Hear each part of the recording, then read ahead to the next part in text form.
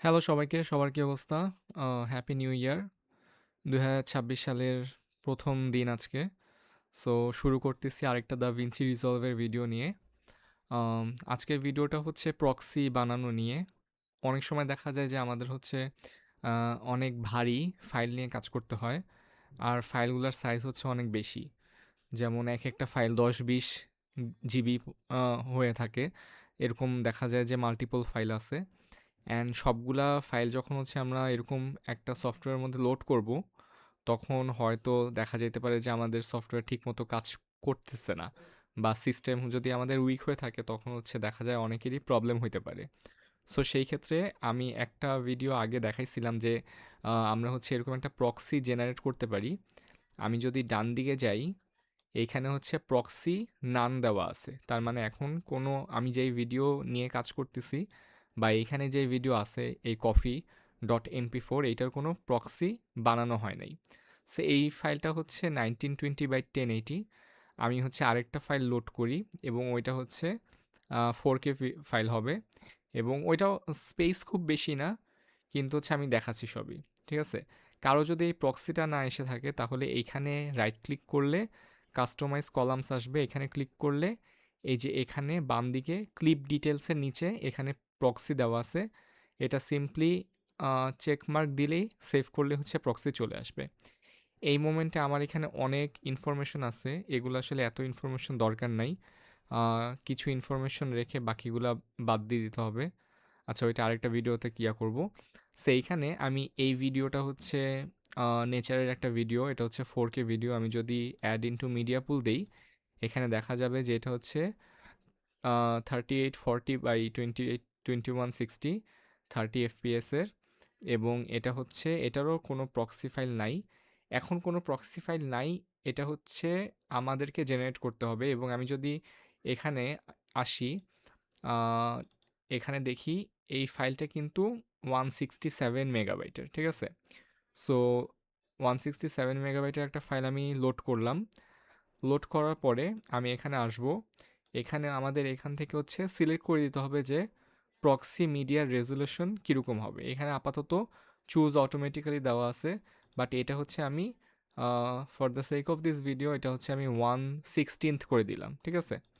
1/16 করে সেভ করলাম, কিন্তু আমাদের কিন্তু কিছু ক্রিয়েট হয় নাই, কিছু ব্যাকএন্ডে কিন্তু বানায় নাই। সো আমাকে এই জিনিসটা হচ্ছে নিজে থেকে বানাইতে হবে।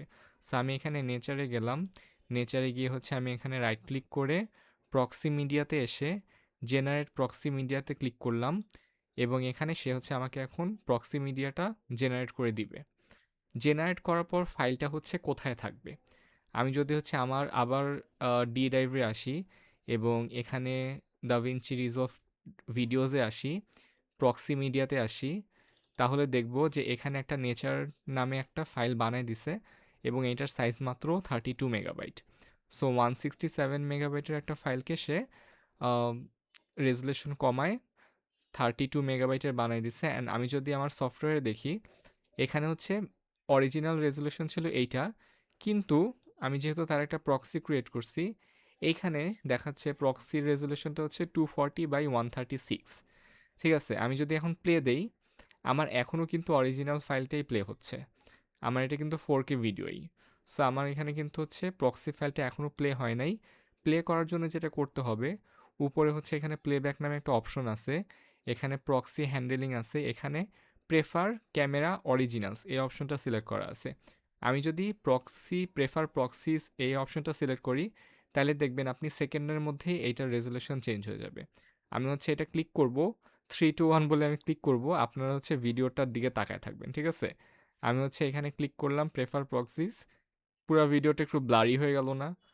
এখন কিন্তু আগের মতো ওই ক্রিস্প ভাবটা নাই, এখন কিন্তু হচ্ছে রেজুলেশনের অবস্থা যাচ্ছে তাই হয়ে গেছে। ঠিক আছে? সো আমরা এইভাবে হচ্ছে আমাদের 160, আমি এখানে 167 মেগাবাইটের একটা ভিডিও নিয়ে দেখাইছি, এখানে 67 গিগাবাইটের ভিডিও হইতে পারে। সো তখনও কিন্তু হইতেছে, তখন হচ্ছে ওই যে জেনে প্রক্সিটা আমি একটু আগে বানাইলাম, যেটা 2 সেকেন্ডে হয়ে গেল, যেহেতু এটা ছোট ফাইল, এটা হচ্ছে 2 সেকেন্ডে হয়ে গেছে, 16 সেকেন্ডের একটা ফাইল। কিন্তু যখন মোটামুটি একটা বড় ফাইল হচ্ছে থাকবে, লাইক 30 মিনিট 50 মিনিট 1 ঘন্টার ফাইল থাকবে এবং ওইটাকে যখন প্রক্সি করতে যাব তখন কিন্তু বেশ টাইম লাগবে। সো তখন হচ্ছে মানে যেই টাইমে আপনি ভিডিও এডিট করবেন না ওই টাইমে হচ্ছে বা আপনি ভিডিও প্রক্সি বানাইতে দিয়ে এদিক ওদিক হাঁটাহাঁটি করে আসবেন, দেখবেন প্রক্সি জেনারেট হয়ে গেছে। এখানে উপরের ফাইলটার মধ্যে কিন্তু কোনো কিছু লেখা নেই, কিন্তু নিচের ফাইলটার এখানে কিন্তু এটা হচ্ছে প্রক্সি একটা লেখা উঠে আসছে।